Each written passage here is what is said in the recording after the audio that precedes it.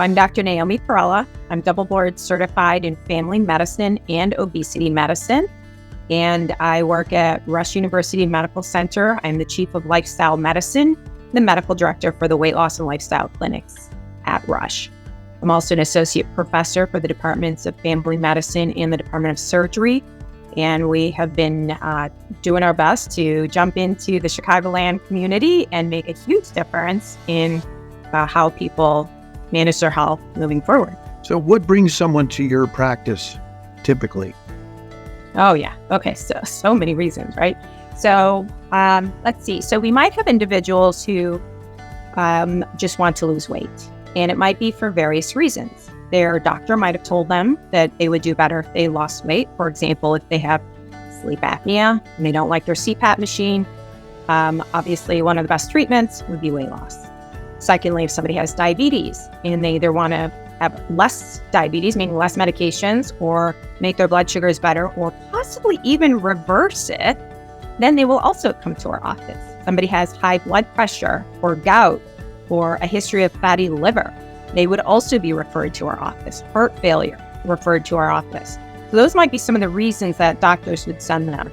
Surgeons also will send patients to our office because surgical outcomes are better when somebody's metabolically healthy and their weight is a good, representation of that. So they'll be sent to our office to help optimize them for surgery, especially if it's an orthopedic surgery like a knee replacement or hip replacement, or if somebody has a lot of back pain. Another reason people might come is they just want to look better, feel better, be able to play with the grandchildren, travel, do things unrestricted and have a higher quality of life and no limitations. So that might be somebody who's self-directed and like, I'm taking charge of my life and I'm getting on track here. And then there's also those individuals who are either athletes or very high-performing individuals in whatever careers they've chosen, and they want to optimize, and they know there's ways to get better and better. And so they're looking for any way to level up their skills, their abilities, their capacity. So those are the ones that will not necessarily be focused on weight, but they're really focused on performance and eking out the best out of their body. What are symptoms of fatty liver disease? Is there anything that is apparent to people? Well, so fatty liver disease, most people might not know they have fatty liver disease unless their liver enzymes on their blood tests would be elevated. If it's more advanced, we've heard of things like cirrhosis, right? People have heard of that, where that would be liver failure that can happen from fibrosis of the liver. And so that means the liver is scarred down. So the liver starts out beautiful, pristine, and along the way, if we don't take good care of it, or if there's a lot of toxins coming into the body, then it can start becoming fatty. In the past, it used to be only alcohol that would cause that, sometimes medications, but now our diets. Many people are eating in ways that fatty liver naturally develops, and that would be non-alcoholic fatty liver disease or metabolic associated fatty liver disease is the newer name for it. And that would be something that you really can't tell. You might say, I'm really tired, or my pants are getting a little tighter because my waistline is growing. That might be some of the way that you might notice if you didn't actually get your blood work done or an ultrasound. Let's talk about some of the lifestyle approaches you take to helping people lose, get control of their weight. Yeah, so, there's so many ways we can do that. And so there's multiple different dietary ways to achieve that healthier metabolism and weight loss. There's also addressing sleep, addressing any kind of, some medications actually cause a lot of weight gain. And so changing that up. Also, if we are making sure that we are moving the body. So sitting is the new smoking, right? So the longer you sit, the worse the metabolism gets and the easier it is for your body to sort of get off track and start gaining weight or having other metabolic problems. So that's another area that, people are aware of, right? Moving the body. And then, of course, stress reduction. There's so many different ways to do that, and we can get into that a little bit later. But the most important, I think, is actually social relationships. Whenever you are with other people, and let's say you get a smile, you share something that's a stressor, you can see that people can heal other people. Just being in the presence of another positive energy individual can have a tremendously healing effect for another human being. Humans can harm each other as well, but what's really cool is we have the power to heal each other, but just by being in each other's presence in that sort of safe, accepting space. So usually that's with friends. Some people have really great families, partners. It might be our children. It might be pets, right? That's also really important. So there's a lot of different ways we do this.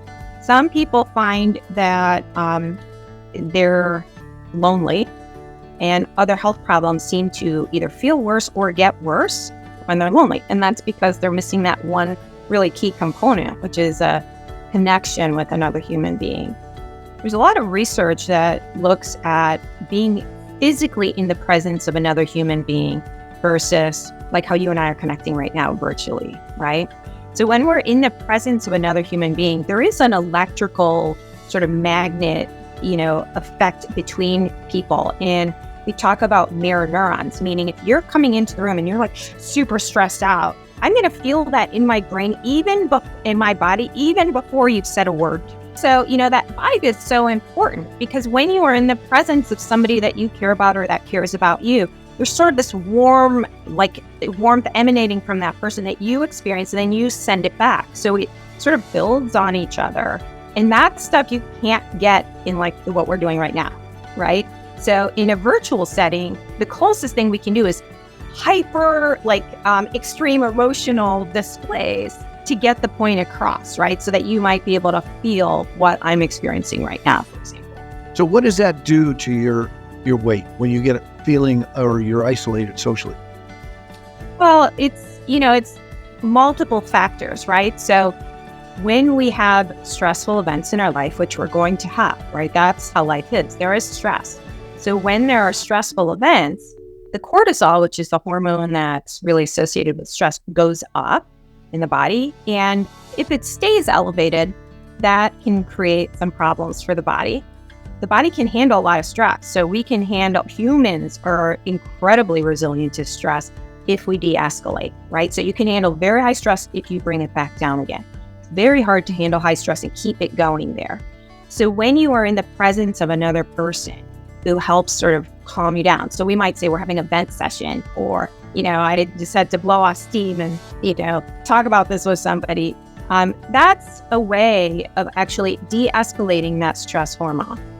Now, when there's a very high level of stress and we keep that going and we don't de-escalate that, then what ends up happening is the body goes into survival drive and it is going to not be able to use fuel well because it's portioning it and putting it in a place so that you're ready to fight that line that your body thinks you're going to be facing soon, right? So it starts taking all the fuel that you have and it's kind of storing it and getting it ready. It's in either your bloodstream, so your blood sugars go up, or it starts packing around your waistline if you're not using it, right? So then the waistline starts increasing. So what ends up happening is you sort of start this roller coaster ride, and we just kind of start building fat cells, filling them up, building more, filling them up. So unless you can bring down that stress response and tell your body, no, there's no lion to fight, we're okay and we're safe right now, your body's going to stay in that cycle. And then the weight starts increasing and the body starts getting inflamed. And now we're having disrupted sleep. We're having more difficulty getting our work done. We can't focus. We have the foggy mind. Then you go to your doctor's office. You're told you have all these health problems. That's no fun. Then it keeps going, like it feels worse. There is this cycle where eating is a temporary fix for stress. Tell us about that. Yeah, so when your body, again, is stressed, it's going to want to have access to fuel to fight the scary thing that your body is fearing, okay? Even if your brain knows, it's just like a work stress, I don't have to fight anybody, right? Your brain is thinking one thing, but your body is like, okay, we're going to get ready here. So you're going to be craving fuels that are easy to store and easy to access. And those are usually very highly processed foods, sugars, very starchy carbs that have been broken down and processed so much that it enters your bloodstream really fast and gives you this instant fuel. And if you don't use it right away, it's going to start getting stored, right? So that's the cycle. And as your body starts storing more of that excess fuel, it starts running out of space and it starts creating inflammation. And then your body's stressed again, but it's not from up here. It's because your body is not in a great state anymore. And once it's off balance, it requires some deliberate effort to get back in balance so that it can self-regulate and get back into a thriving state. So comfort foods, which are right? Do they release, some hormones in your body that like an endorphin that creates a satisfaction that, we can't name this one for, people. There's a couple of people who've written about this really well, so they'll be able to explain much better than I have. But one of them is Dr. Robert Lustig. He's an emeritus professor out of University of California, San Francisco. And he has written so many books on this and talked about this, but he talks about the difference between pleasure and contentment. Pleasure comes from like a reward, right? So it's really reward and contentment. And reward is something that's all about you. You get something, and it's a quick flash of excitement or this sort of quote good feeling, but it's fast and then it's over, right? So that occurs when people eat certain kinds of foods, right? So it just breaks that yucky feeling just a little bit, but it's not something that other people experience. You experience it alone. Right? Now, what you eat the chocolate, the other person is not feeling super happy for you. Right? They're not experiencing the reward with you. But what ends up happening is that's a disruption of that yucky feeling. So it becomes very easy for that to get kicked out. That's the dopamine response that you might hear a lot of people talking about. Other ways we trigger the dopamine response might be with alcohol, might be with sugar, and again, with various drugs like heroin, right? So when we kick up that dopamine response, and that's what starts that craving, the drive, I have to have it, right? Contentment is like a deep happiness. It can last for longer.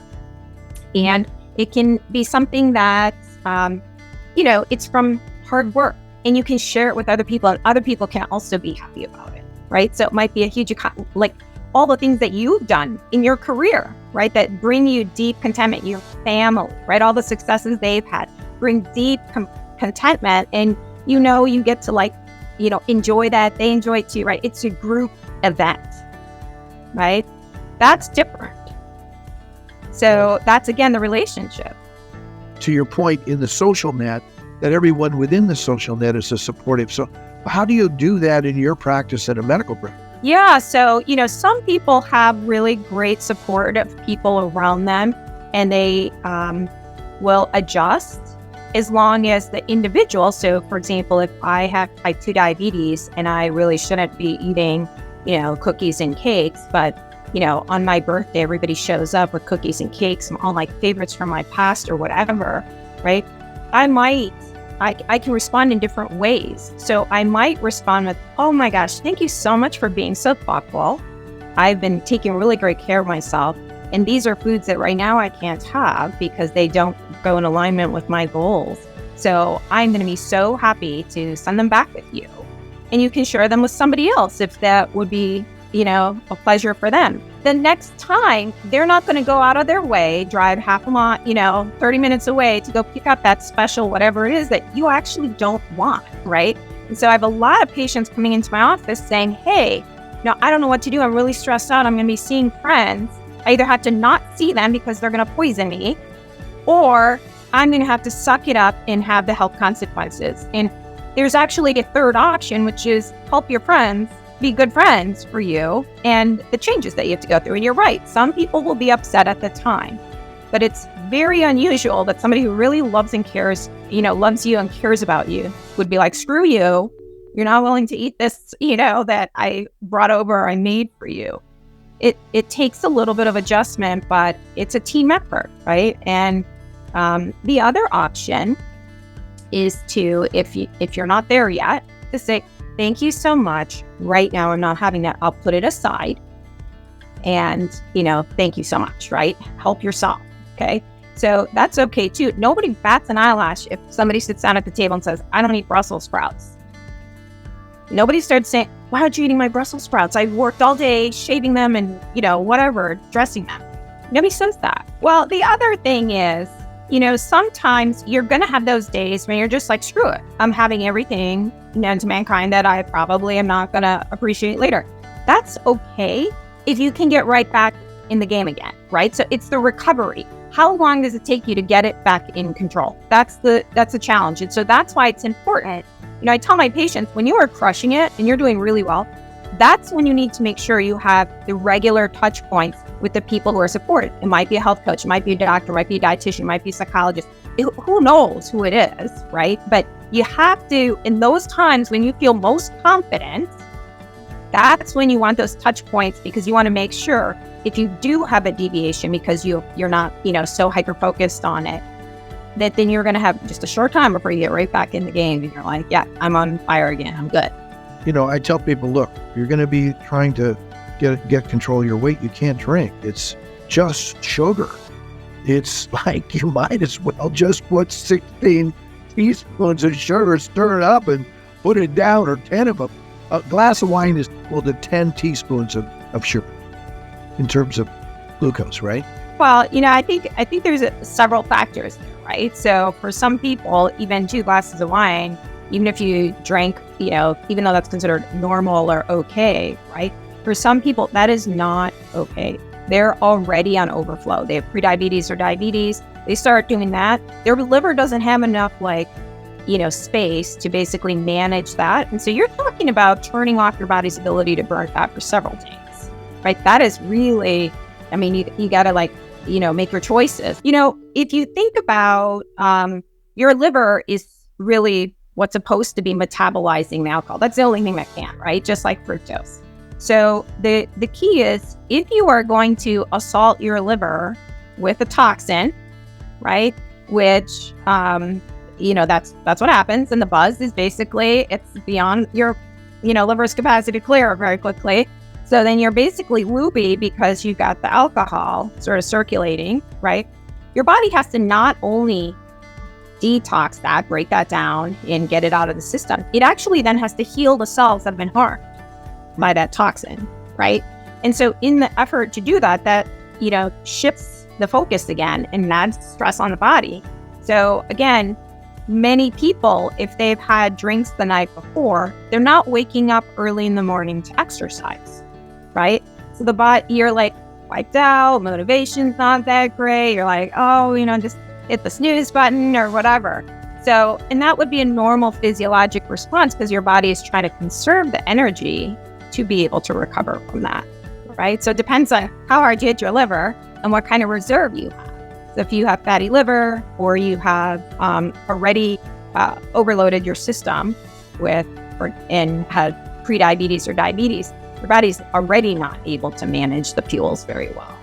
If someone is diagnosed with obesity, okay, is a first step to have your liver checked with an ultrasound to see if you have fatty liver? Is that something? I know it's not done. It's not done, and that's not really going to, well, yes, it could be helpful, absolutely, if it's going to motivate you to do something about it. First, we would be checking blood work, right? Sure. So, and, people who are going to see their doctor regularly, they will often get a comprehensive metabolic panel, which includes liver enzyme tests. And, your liver can get some damage even before those numbers become abnormal. But if those numbers are abnormal, that's when you have to really get serious. You don't want to wait until you have cirrhosis, which would be where it advances so far. And in cirrhosis, you can't reverse that. So fatty liver is the number 1 cause of liver transplant in this country right now. And actually, it's reversed. Like, it doesn't have to be that way, right? So that's strictly what you put in your body is causing that problem. And we, for the most part, there's also autoimmune and infection. But for the most part, that's preventable. Did you see with ultrasound diminished pancreas that it has in fact been, I know you'll see it in the blood test. So pancreas is different than liver. It's on the other side, and the pancreas produces insulin. Right. And so you can see certain things, but ultrasound is basically like, it's like what bats use to figure out sort of where they are. So it's an echo. It's not going to give you a clear picture. So if you want to really look at the pancreas, you're going to use like an MRI, right? You can also see it on a CT scan, but an MRI is actually going to show you much better resolution. Will it give you a volumetric measurement? Yeah, but I don't know how useful that is. So let's go into highly processed foods and how they cause inflammation, how they shut down proper functions of organs. Tear them up. Yeah, this is one of those areas that is just so hypercharged right now. And ultra-processed foods means essentially that the foods like if you looked at it, you wouldn't know where it originally came from or all the steps it took to get into that shape and size and look, right? And so usually there's a lot of flavorings put in, things are broken down, all the nutrients are pulled out of it, some might be injected back into it. So it's frankenfood, right? That's a term that I don't remember who's coined it, but it's not real. It's not the way food has been intended to be eaten. We know that humans around the world eat very different kinds of foods, and they have access to different kinds of foods, whether you live in the islands and you have a lot of seafood, or you're inland, or you're, living at, on ice. You have access to different kinds of foods, and humans can thrive on different kinds of foods. But the problem becomes, once you eradicate infectious disease, then the next thing that starts really harming humans is when we put foods in our body that dysregulate the hormones and that cause inflammation. Now, ultra-processed foods are those foods. So they include things that usually come in a box or some kind of a package with a lot of ingredients that you've never even heard of what they are. And those foods, when we introduce them into any culture around the world, the chronic diseases start increasing. Weight, abnormal excess weight gain starts to occur in those communities. And so we've done a disservice by promoting ultra-processed foods, especially for individuals who are at higher risk. They might have less options of healthy foods to eat. So sometimes if you have ultra-processed foods, okay, not great, but your body, as long as then you get back on track and you're eating, real food, you're going to do much better. But if you continue down that path, and in some places, those foods are hyper palatable, meaning they taste really, really good. And they're easier to get and oftentimes cheaper because they're subsidized. They can be the main fuel source for large numbers of individuals. And that's when we start seeing chronic disease increase rapidly. As we looked at 4 different main ways to get control of your weight, all of them depend on your psychological process. So let's start there, and then let's move to the 4 different ways in more and more invasive approaches. And then lastly, is we don't want to miss portion control, because that's really called dimension to whole food. Yeah, so if you're talking about what kind of levels there are for managing our fuels in our body and managing our weight, and you talked about you're going to be really trying to address weight in a much more comprehensive way, it sounds like, right? So there's all the lifestyle factors like what you eat. So your daily diet. A lot of people will cut back either on portion sizes and calorie count, or they might do time-restricted feeding, otherwise known as intermittent fasting. They might also do, cutting out certain macros, like a low-carb approach to eating. So those might be different ways that people might choose to, quote, lose weight using food. They can also add in some exercise, improve their sleep, again, have more social interactions, and we see that can be very beneficial. The second level would be meal replacements. So we know there's a lot of companies out there that offer, they're going to bring the food to your house, or going to send you meal kits, or you can do the shakes, right? There's a very low calorie meal replacement diets, and there's several on the market right now. And those are really easy, so that if somebody is like, I'm not going to cook, I don't have time, I just want to, quickly lose some weight before surgery, so that my knee replacement goes well, they might do something like that, right? It's usually not something that people want to do for long term, or they need to have times when they don't do it. For example, if they go on a trip or something, right? And they might want to explore different foods. Third level is then with medications. And those medications, we've all heard about a lot of the injectable ones right now. But medications, any one of them, if you start a weight loss medication and you lose weight with that medication, that weight, to keep that weight off, you have to stay on the medications, right? So that's a really, really important thing, because some people say to me, I just need a jump start. I just want it for a little bit. I'm going to jump start. I'm going to get to my goal weight, and then I'm off the meds, and miraculously, I'm never going to gain weight again. That never happens, right? Like that just doesn't happen. And then that fourth level is what we might call the invasive methods. And that would be either like sleeve, where they put a sleeve in, they put a balloon in. Those are not covered by insurance right now. But the ones that have long-term data and success would be bariatric surgical procedures. And those are sort of the more extreme end. There is also right now sort of this segment that's coming in where there's a couple of medications. They're not medications, they're actually called devices. And they might be capsules or some fiber supplement that you take that will absorb food or water in your stomach so that you feel full, but you're eating less. And then, that device basically, as it's going through your body, your gut microbiome will absorb out, the nutrients, or you will absorb the fluid back from that, fiber, and it comes out the other end, right? So that's another sort of area that's sort of coming, it comes and goes. And right now there seems to be some really interesting information around how that can affect the gut microbiome. So there's some products in development that might be really great for the gut microbiome and that work in that way. What percent of your clients do you end up with who use a natural food diet and are able to achieve their goal? Actually, that's the majority of our practice. So some weight loss practices might be very good for example, somebody who says, I'm on a 12-week program, tell me what to do for 12 weeks, and then I'm off on my own, okay? And, that has its space. For our practice, we really think about long-term, and it sounds like that's what you're doing as well, right? And any practice that's thinking about long-term, it's all about all the lifestyle factors, right? That's what you got to master, because the Band-Aids, like medications or whatever, they only work for a certain period of time, and then the body adapts. And if you still have, poor lifestyle habits, the weight's going to come back and it's going to feel awful. So that's a big component. Absolutely. So I would say all of our patients get that. We don't even start, for example, medications on a first visit. That's just not appropriate.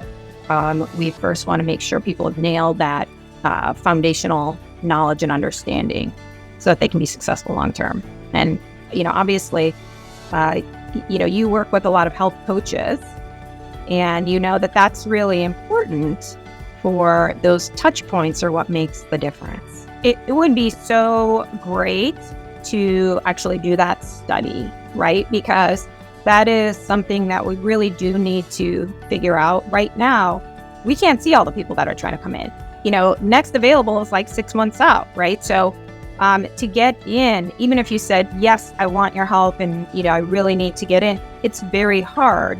And this is, pretty much the case across, as far as I know, all weight loss clinics, right? Because there's just so many people who recognize the need and are really wanting that shift. So the health coaches are fantastic, because much of the work is in between the doctor's appointment, right? That's actually the majority of the time. So that's when you need somebody on your side that's going to say, let's go, you're doing a great job, or here's something that will help, or here's a tip, here's something, that a pattern that, this is how it's worked for other people. Like, that's super helpful.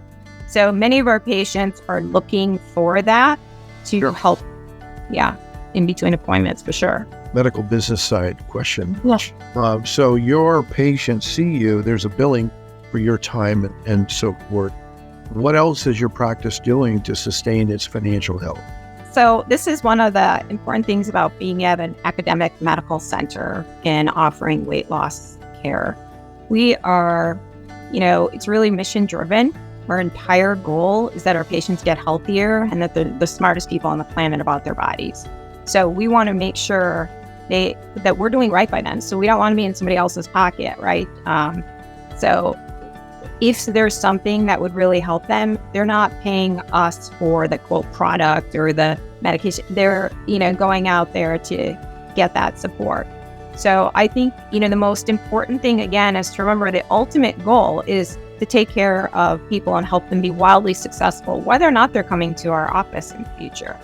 So what I think is important financially, in my perspective, is that we're finding a business model that supports the patients and that is financially sustainable. And we've, figured out how to do that with the model that we have right now. And we have 7 different clinics at this time, 7 different locations. And a lot of that is leveraging the things that people have available to them outside of our office. Yes, I could have health coaches on staff, but it's much easier, right, for patients if they can find a health coach that's convenient to them. We do have in-house dietitians and psychologists. We definitely have that. But again, the volume of patients we see, there's no way we can take care of all of those patients. People have different levels of support at different times of their life, an anniversary time, celebration, certain times of the year. Some people are like, this is a really tough time for me.